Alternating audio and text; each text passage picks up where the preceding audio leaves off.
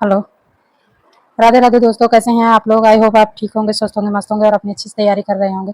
तो स्वागत है हमारे चैनल एसएस ग्रो एजुकेशन में। और जो चैनल पर पहली बार आए हैं, प्लीज़ लाइक सब्सक्राइब कमेंट जरूर करें और सब्सक्राइब करके बेल आइकन दबा दें ताकि हर आने वाली वीडियो उनको समय से मिले। तो चलिए, हम आज PYQ क्वेश्चन लाए हैं, उसके आगे का टेक्सटाइल में जो मैंने 2-3 क्लासें करवा दी हैं। आई होप आपने देख लिया होगा। और उसके कल कल मैंने मशीन के बारे में, सारे प्रोजेक्ट के बारे में मैंने सारे डिटेल में जानकारी दे दी थी। उसके आगे का PYQ है, जो मतलब पिछले ईयर्स में आए हुए क्वेश्चन है, उनमें के हैं सारे MCQ बेस पे, और देखते हैं इनमें क्या है और कितना है। ठीक है, तो अच्छे से करिएगा। चलिए, हम अपनी क्लास को आरंभ करते हैं माँ सरस्वती को नमन करते हुए, बिना देरी करते हुए। और जो चैनल पर पहली बार आए हैं, प्लीज़ लाइक सब्सक्राइब कमेंट जरूर करें। ठीक है, तो चलिए हम अपनी क्लास को आरंभ करते हैं।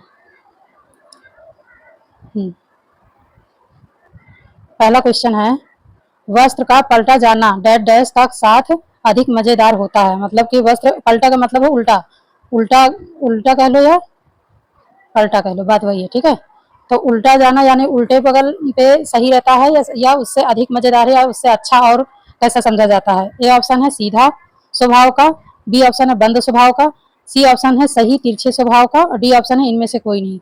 तो देखिए, उल्टा कपड़ा होगा तो वो खुरदरा और थोड़ा सा कम उसका स्वभाव अच्छा होगा, मतलब कि समतल और चिकना नहीं होगा, है ना। तो अगर वो सीधा होगा तो ज्यादा अच्छा, ज्यादा सॉफ्ट और ज्यादा चिकना और ज्यादा कलर भी उसका अच्छा। और सीधा कपड़ा ही देखो पहना भी जाता है ना, सीधे में ही सिलाया जाता है, तो उसके उस मतलब डैश डैश का साथ अधिक मजेदार होगा। तो सीधा मतलब कि सीधा अगर हम कपड़े को रखेंगे तो ज्यादा अच्छा लगेगा, है ना। और उल्टे से ज्यादा सीधा अच्छा होता है। ठीक है, चलिए नेक्स्ट ऑप्शन है, नेक्स्ट क्वेश्चन है, निम्न सघनता वाले कपड़े का है। निम्न सघनता वाले, दूसरा क्वेश्चन है, निम्न सघनता वाले कपड़े का है। ए ऑप्शन है बेहतर हस्त होता है, बी ऑप्शन है लचीलापन होता है, सी ऑप्शन आवरण कम होता है, या डी ऑप्शन है भार कम होता है।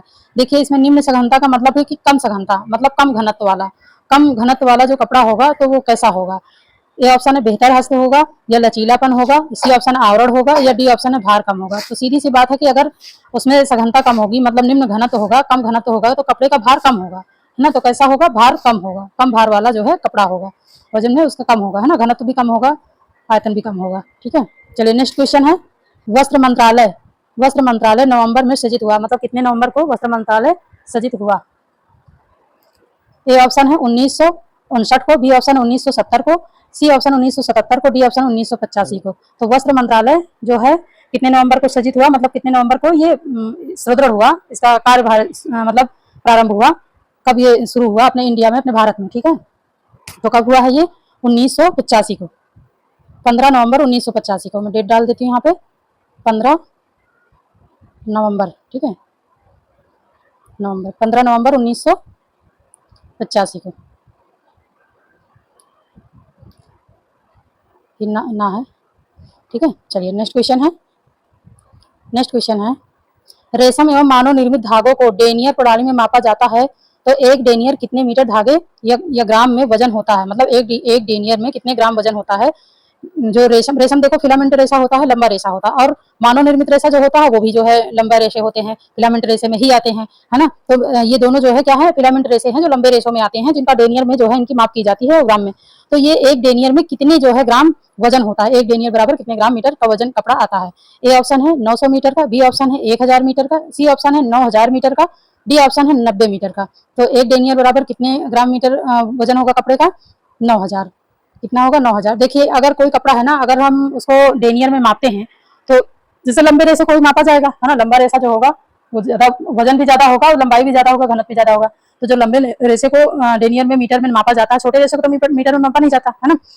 तो ये क्या करते हैं, जैसे एक धागा लिया तो किसी फिलामेंट रेशे का लिया, मान लो जैसे रेशम का लिया या किसी भी रेशे को लिया, तो उसमें 90 जो है मीटर कपड़ा लेंगे। ठीक है, जो धागा लेंगे, सॉरी कपड़ा नहीं धागा लेंगे, 90 जो है मीटर जो कपड़ा लेंगे, धागा लेंगे, सॉरी धागा लेंगे, तो उसको क्या करेंगे कि बेस स्केल पे नापेंगे। उसको मापने के बाद कि उसका वजन कितना है, इसका वजन नापने के बाद फिर इसको क्या करेंगे, इसको 100 से जो है गुणा कर देंगे। 100 से गुणा करने के बाद फिर जितना आता है फिर वो 9000 आ गया, है ना। तो ऐसे होता है। अगर किसी मतलब लंबे रेशे को मापना है तो उसका जितना भी रेशा लोगे, तीन तीन लोगे या चार, जितना भी लोगे, उसका वेट करोगे। वेट करने के बाद बेकिंग स्किल पे वेट करने के बाद फिर उसको 100 से गुणा कर देंगे। फिर गुणा करने के बाद जितना टोटल आएगा वो जो है एक डेनियर हो जाएगा। ठीक है, ये होता है इसका तरीका। चलिए नेक्स्ट क्वेश्चन है, नेक्स्ट क्वेश्चन है असत्य वाक्य का चयन करें। असत्य वाक्य मतलब कि गलत। गलत इसमें कौन सा है कि जो सुमेलित नहीं है। ठीक है, ए ऑप्शन है कपास, लिलन, जूट, प्राकृतिक सेल्यूलोजिक रेशा है। और बी ऑप्शन है ऊन, हेम्प, रेशम प्रोटीन तंतु है। इसमें क्या बताना है? असत्य बताना, यानी गलत बताना है। ठीक है, गलत बताना है। तो कपास, लिलन, जूट, प्राकृतिक सेल्यूलोजिक, प्राकृतिक रेशे, हाँ ठीक है, ये सही है, ये वाला, ये प्राकृतिक रेशा, इसमें गलत बताना है। ऊन, हेम्प, रेशम प्रोटीन तंतु है। नहीं, देखिए इसमें रेशम प्रोटीन तंतु तो है, लेकिन ऊन और हेम्प, ऊन भी है प्रोटीन तंतु, लेकिन हेम्प नहीं है ना। हेम्प क्या है? हेम्प जूट ही तो है ना। हेम्प जूट है तो हेम्प क्या है? सेल्यूलोजिक है। तो इसमें प्रोटीन तंतु एक हेम्प नहीं है। अब इसमें सी वाला देखते हैं। एस्बेस्टॉस, ग्लास, एक्रिलिक खनिज तंतु है। ये तो है भाई, ये खनिज तंतु ही है ना। इसमें गलत बताना। रेयान, एसिटिक, मानोकृत सेल्यूलोजिक तंतु है। हाँ, ये भी जो है ये मानोकृत रेसिक है, मानोकृत सेल्यूलोजिक रेशा, मतलब सेल्यूलोजिक इसमें बांस और बाकी चीजों को मिला के जो है बनाया जाता है। बांस की लुगदी, डंडी, वो सब जो है करके, मतलब आधा सेल्यूलोजिक होता है, आधा सिंथेटिक होता है, तो मिला के बनाते हैं, तो मानोकृत सेल्यूलोजिक रेशा है। ये भी सही है। तो इसमें गलत बताना है। गलत क्या है? बी वाला ऑप्शन है ना। बी वाला एक हेम्प है जो प्रोटीनिक तंतु नहीं है, तो इसमें गलत बताना है। तो असत्य वाक्य यही है, ऊन, हेम्प, रेशम प्रोटीन तंतु। ठीक है, बाकी चलिए नेक्स्ट क्वेश्चन है। नमी परीक्षण किस रेशे पर लागू होता है? नमी परीक्षण किस रेशे पर लागू होता है? ए ऑप्शन है सूती, बी ऑप्शन है रेयान, सी ऑप्शन है एस्बेस्टस, डी ऑप्शन है कांच। तो नमी परीक्षण किस पे होगा? एस्बेस्टस कांच पे तो होगा नहीं, क्योंकि ये मतलब एस्बेस्टस कैसा है? ये अग्निरोधक जो है वस्त्र है। कांच तो अलग ही है, उसमें बिल्कुल भी नमी का नहीं है। रेयान ये भी सिंथेटिक रेशा, तो कैसा होगा? सूती। कौन सा होगा? रेयान तो एक मतलब मानवकृत सेल्यूलोजिक रेशा है, तो सूती होगा। इसमें कौन सा होगा? सूती होगा। नमी परीक्षण मतलब कि अवशोषक क्षमता किसमें होती है? सूती कपड़ों में ही ज्यादा होता है। नमी ज्यादा सोखने की क्षमता किसमें होती है? सूती कपड़ों में होती है ना। चलिए नेक्स्ट क्वेश्चन है। रेशे का वह गुण जिसमें वह अपनी पूर्ण लंबाई प्राप्त कर लेता है कहलाता है। रेशे का वह गुण जिसमें वह अपनी पूर्ण लंबाई, मतलब कि जैसे हमने कोई चीज को यहाँ से पकड़ा और खींचा, और खींचने के बाद उसको छोड़ दिया, फिर वो पुनः अपनी मतलब जो उसकी नेचुरल लंबाई है वो पुनः अपनी स्थिति में वापस आ जाता है ना। जैसे इलास्टिक वगैरह है, हम रबड़ वगैरह है, उसको खींचते हैं, खींच के फिर छोड़ देते हैं, तो वो अपने बराबर वो जैसे पहली अवस्था होती है वैसे उसी अवस्था में पुनः वापस आ जाती है। तो इसमें नहीं दिया, तो इसमें नाम दिया है। ए ऑप्शन है प्रत्यास्था, बी ऑप्शन है ज्वलनशीलता, सी ऑप्शन है चमक, डी ऑप्शन है अनम्यता। तो इसमें क्या होगा? प्रत्यास्था। जो चीज हम मतलब इलास्टिक से जुड़ी होती है, मैं उसको खींचते हैं और फिर छोड़ देते हैं तो पुनः अपनी स्थिति में आ जाते हैं, उसे क्या कहते हैं? प्रत्यास्था कहते हैं ना, प्रत्यास्था। चलिए नेक्स्ट क्वेश्चन है। नमदा निम्न का उदाहरण है। नमदा निम्न का उदाहरण है। अब देखते हैं इसमें किसका नमदा कौन से रेशे का उदाहरण है। ए ऑप्शन है बुने हुए कपड़े का, बी ऑप्शन है फेल्टेड कपड़े का, डी ऑप्शन है नीटेड कपड़े का, और सी ऑप्शन है नीटेड कपड़े का, डी ऑप्शन है ब्रेटेड या गुथे हुए कपड़े का, है ना। तो इसमें नमदा जो होता है ना, नमदा फेल्टेड कपड़े का होता है, मतलब कि वो छोटे रेशे होते हैं नमदा, जो गला के मतलब उनको ताप और दाब से गला के बनाया जाता है, वो होते हैं। तो ऐसे कपड़े जो है फेल्टेड कपड़े होते हैं, वो होते हैं नमदा। ठीक है, चलिए नेक्स्ट क्वेश्चन है। किस रेशे का आविष्कार होने के पश्चात इसका नाम टेरिलीन या डेक्रोन रखा गया? मतलब कौन सा ऐसा रेशा है जिसका आविष्कार होने के बाद जो है उसका जो है नाम जो है टेरिलीन और डेक्रोन रखा गया? ए ऑप्शन है नायलॉन, बी ऑप्शन है rayon, C option polyester, D option है लिनन। तो कैसा रेशा है? पॉलिएस्टर, है ना। देखिए इसमें लिनन, लिनन तो एक सेल्यूलोजिक रेशे में आ गया। नायलॉन और रेयान ये भी एक मतलब मानवकृत सेल्यूलोजिक रेशा। पॉलिएस्टर ही है, टेरिलीन और डेक्रोन नाम रखा, ये जो है इनका पॉलिएस्टर का आविष्कार हुआ, तो फिर इसका इसमें टेरिलीन, डेक्रोन और सारे जो है रासायनिक युक्त जो है एक कैसा रेशा है? ये सिंथेटिक रेशा है ना। पॉलिएस्टर एक सिंथेटिक रेशा ही तो है। तो ये एसिड और एल्कोहल के बीच रासायनिक क्रिया करके बनाया जाता है ना। ये फाइबर दो या दो से अधिक अणु मिलाए जाते हैं तो उसमें बनता है उसके संयोजन से, है ना। तो एक ऐसा है, एक सिंथेटिक रेशा है, तो इसी का है। ठीक है, चलिए नेक्स्ट क्वेश्चन है।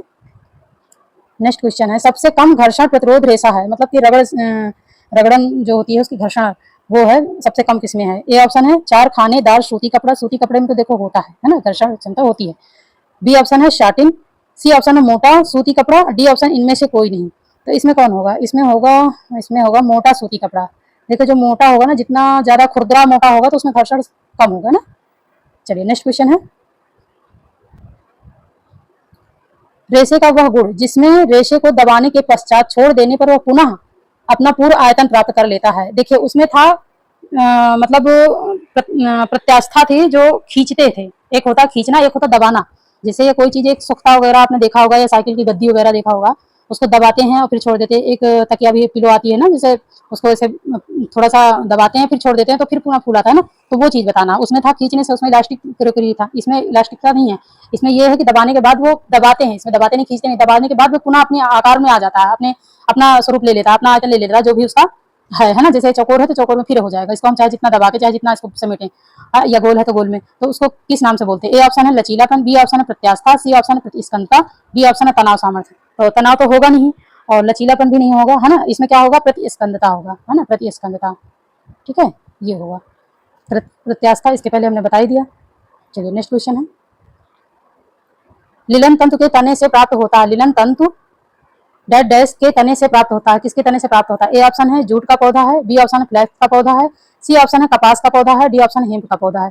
तो जूट और हेम्प तो एक ही है ना, जूट को ही हेम्प इंग्लिश में हेम्प कहते हैं, और कपास तो सेलुलोजिक रेशा आप जानते हो, बीज वाला। तो इसमें क्या होगा, एक ही ऑप्शन है फ्लैक्स, है ना, फ्लैक्स के पौधे से जो है लिनन प्राप्त होता है। अच्छा, पौधे जो फ्लैक्स के होते हैं ना, दो तरह के होते हैं, एक होते हैं सफेद फूल वाले और एक होते हैं जो है नीले फूल वाले। जो नीले फूल वाले होते हैं ना, वो अच्छे रेशे होते हैं, वो ज्यादा मतलब अच्छे रेशे माने जाते हैं, जो नीले मतलब नीले कलर के होते हैं।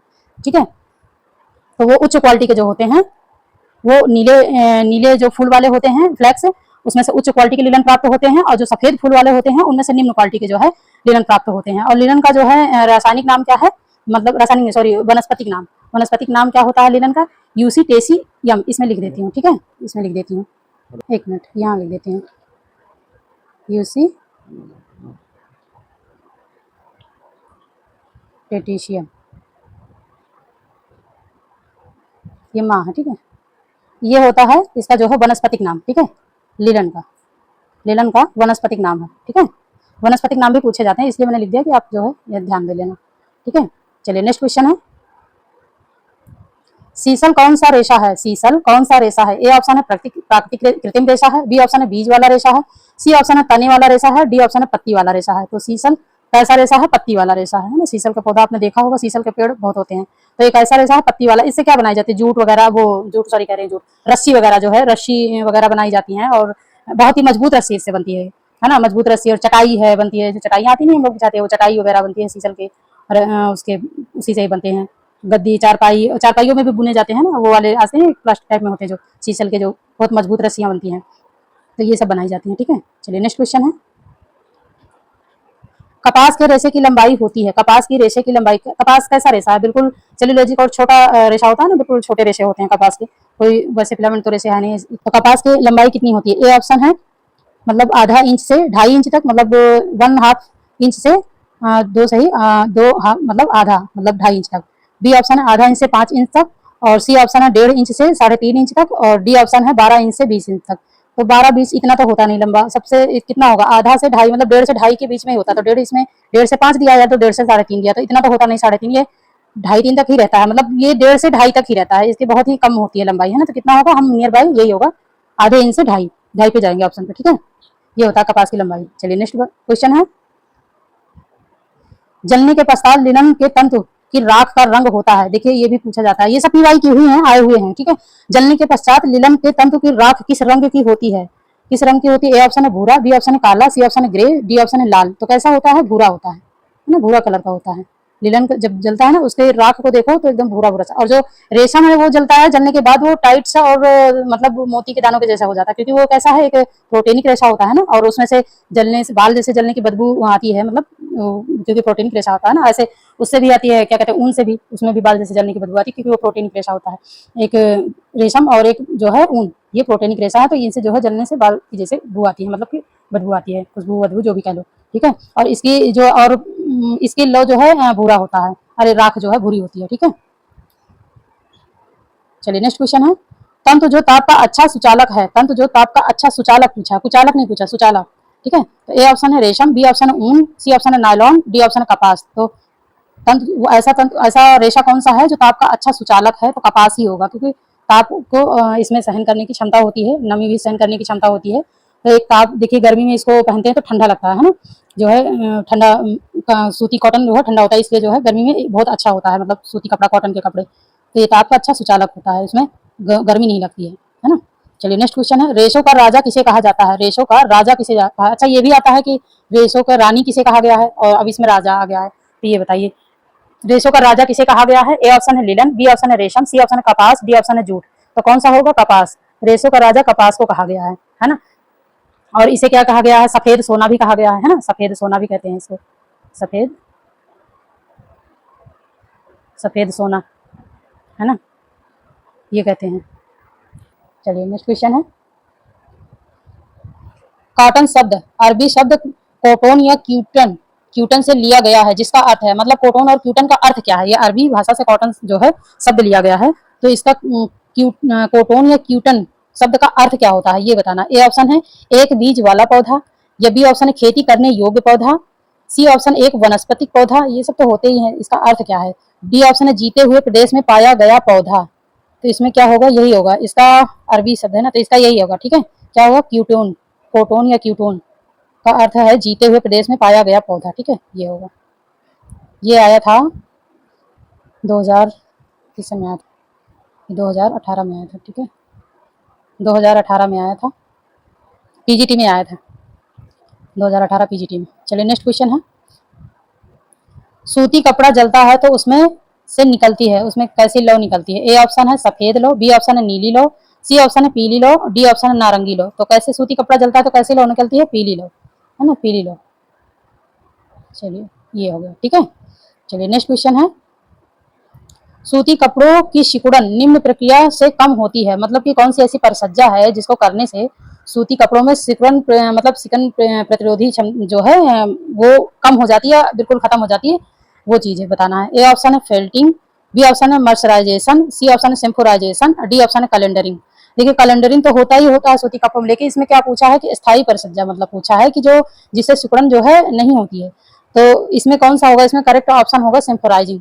सिम्फोराइजिंग क्यों होगा, आप कहोगे कैलेंडरिंग से भी तो यही काम होता है, क्योंकि कैलेंडरिंग में क्या होता है कि कैलेंडरिंग जब दो रोलर गर्म रोलर के बीच में कपड़े को रख के गुजारा, उससे क्या होता है चमक भी आती है ना, चमक उसके मतलब वो एक क्रश तो हो ही जाता है, उसके साथ साथ चमक भी आ जाती है। कैलेंडरिंग से ज्यादातर चमक लाने के लिए कैलेंडरिंग की जाती है, लेकिन जो एक मतलब विशेष परिसज्जा है जिसको सिर्फ की सिकुड़े ना, ये कपड़ा सिकुड़न मतलब आए ही ना, इस पे स्थायी जो है सिकुड़न रोधी हो जाता है, कि इससे बार बार वस्त्र को धुलने के बाद भी जो है सिकुड़ता नहीं है, एक मतलब से जैसे गारंटी वाला नहीं होता, कहते हैं इसकी गारंटी है सिकुड़ेगा नहीं या सिमटेगा नहीं, इसमें सिकुड़न नहीं आएगी, तो वो वाले जो होता है वो सिम्फोराइजिंग स्पेशल जो परिसज्जा की जाती है उससे जो है सिकुड़न प्रतिरोधी नहीं होती। और ये कैसा होता है, ये दो गर्म रोलर के बीच में ये भी गुजारा जाता है, लेकिन इस कपड़े को क्या करते हैं कि कम्बल के बीच में इस कपड़े को रखते हैं, है ना, डायरेक्ट ना लगा के इसको कम्बल के बीच में लगा के तब उसको रोलर के बीच से गुजारा जाता है, तब जाके इसमें एक अस्थाई जो है परिसज्जा हो जाती है, कि वो बार बार धुलने के बाद भी वो कपड़ा जो है नहीं सिकुड़ता है। ठीक है, ये होता है। और मैंने इसके पहले जो मैंने करवाया वो आई होप आपने कर लिया होगा, और मेरा सेशन अच्छा लगा हो तो प्लीज लाइक सब्सक्राइब कमेंट जरूर करें, और बेल आइकन दबा लें ताकि हर आने वीडियो आपको समय से मिला करे और अच्छे मिला करे। मेरे क्वेश्चन कैसे लगे चलिए मिलते हैं नेक्स्ट क्लास में। Thank you for watching this video, thank you so much. अब तक के लिए यहीं तक, मिलते हैं नेक्स्ट क्लास में। ठीक है, चलिए।